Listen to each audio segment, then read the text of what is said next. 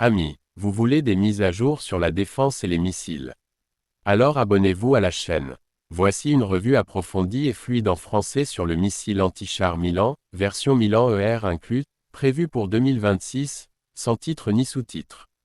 Le système Milan est un missile anti-char filoguidé franco-allemand, conçu dans les années 60 et entré en service en 1972. Il reste en usage aujourd'hui dans de nombreuses armées, notamment grâce à plusieurs améliorations successives, Milan 2, 1984, Milan 2T, 1993, doté d'une ogive tandem pour contrer les blindages réactifs, et Milan 3, 1995, avec localisateur électronique résistant au brouillage.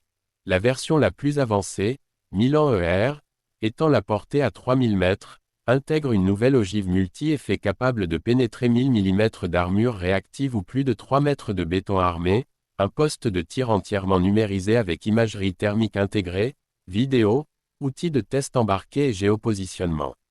Le missile repose sur un guidage SACLOS filoguidé, semi-automatique commande Tool in Off-Sight, nécessitant que l'opérateur maintienne le viseur sur la cible tout au long du vol du missile, ce qui l'expose mais garantit une précision. Le système reste très fiable, notamment dans des environnements brouillés où les transmissions radio pourraient être altérées. Sa maniabilité et sa portée ont été saluées par des opérateurs.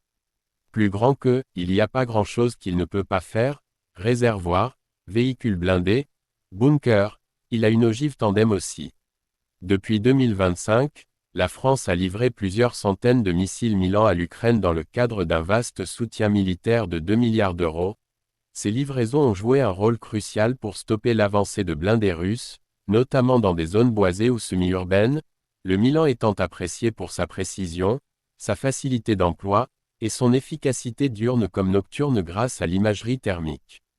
À l'horizon 2026, on s'attend à ce que la France prolonge l'exploitation du système Milan ER dans ses forces, tout en accélérant la transition vers les versions plus modernes comme l'Aqueron MP, programme MMP, qui offre des capacités, Fire and Forge, et une protection accrue du tireur grâce à la possibilité de tirer depuis des espaces confinés. En résumé, le Milan, particulièrement dans sa version ER, reste une arme anti-char redoutablement efficace en termes de pénétration, portée et précision. Il a prouvé sa valeur en conditions réelles sur le terrain ukrainien.